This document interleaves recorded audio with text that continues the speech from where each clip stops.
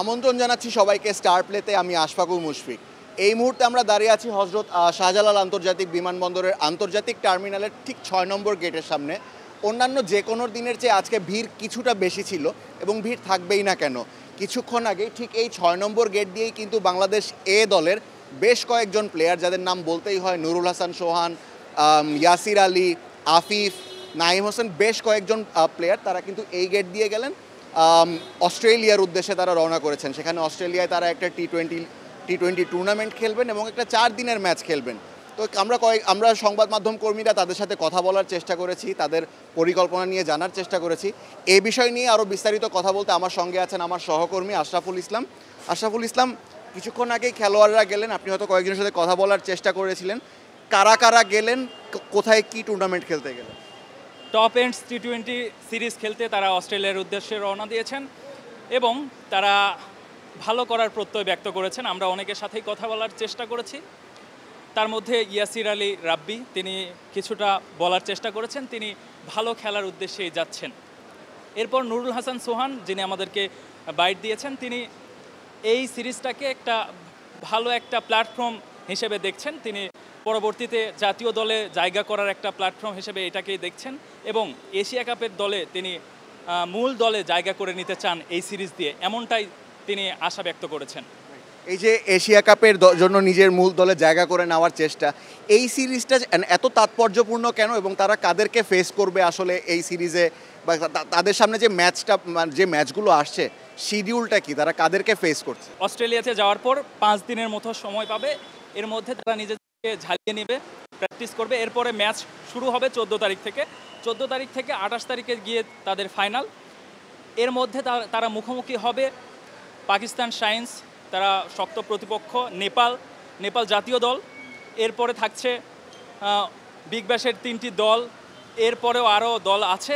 কিন্তু আরেকটা যে বিষয়টি আমি আপনাকে জানাতে চাই সেটি হলো, এই ম্যাচের পরও, এই সিরিজের পরেও বাংলাদেশ একটি 4 দিনের ম্যাচ খেলবে, সেটি সাউথ অস্ট্রেলিয়ার সাথে।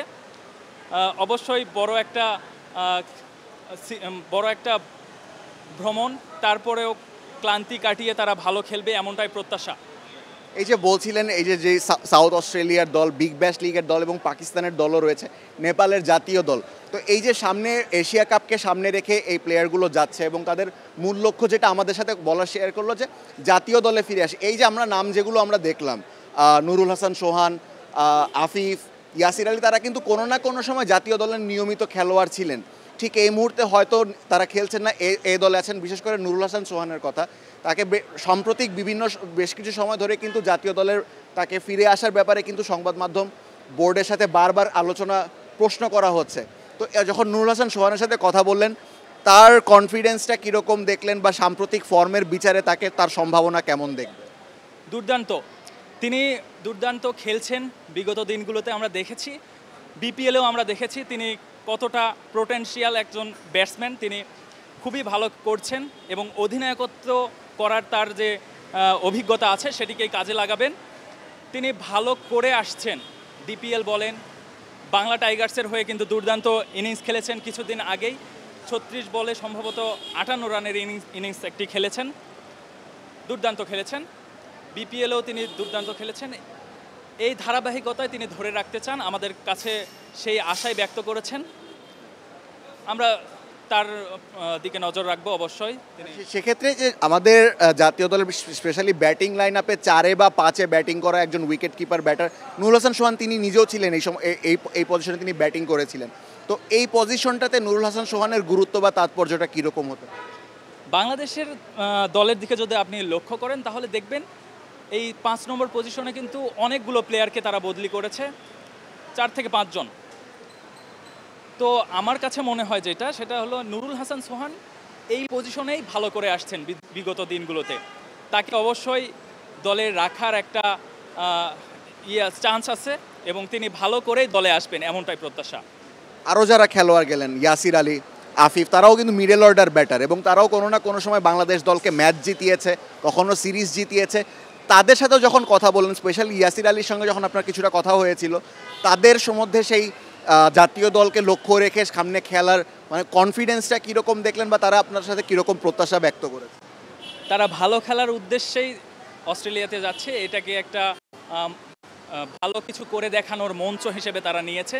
আফিফ হুসাইন ধ্রুবের কথা যদি আমি বলি, তিনি বাংলাদেশকে হারা ম্যাচ জিতিয়েছেন। আমরা দেখেছি জিম্বাবুয়ের বিপক্ষে মিরাজকে সঙ্গে নিয়ে তিনি দুর্দান্ত ইনিংস খেলে ম্যাচকে ঘুরিয়ে ম্যাচকে বাংলাদেশের পক্ষে নিয়ে এসেছেন, এমন ইনিংস আমরা দেখেছি। সেই আফিফ কিন্তু এখন কিছুটা ব্যাকফুটে, তারপরেও আমি আশা করব তার ভালো কিছু তিনি করে দেখাবেন এবং সেই রকম আশাই তিনি ব্যক্ত করেছেন, তিনি আবারও জাতীয় দলে ফিরবেন।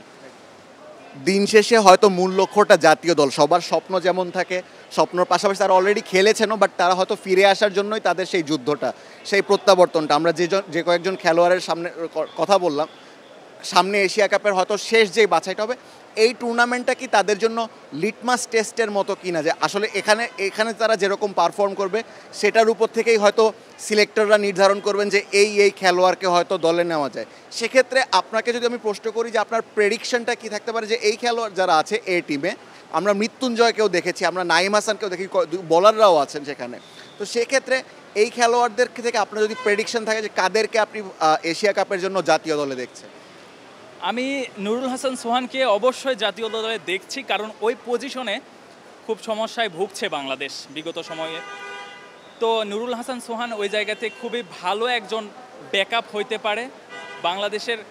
যদি এশিয়া কাপে আমরা ভালো করতে চাই, তাহলে আমরা কিন্তু এশিয়া কাপে ফাইনালে খেলেছি, লাস্ট বলে ছক্কা, দীনেশ কার্তিকের ছক্কা আমাদের স্বপ্ন ভঙ্গ করেছে। এইরকমটা আমরা চাই না, সে কারণে আমরা ভালো একটা টিম চাই, যেই টিমে নুরুল হাসান সোহানকে আমি দেখছি অবশ্যই। নুরুল হাসান সোহানের পাশাপাশি আর বাকি যারা ছিল তাদের মধ্যে সম্ভাবনা আপনি কাকে রাখতে পারেন বলেন?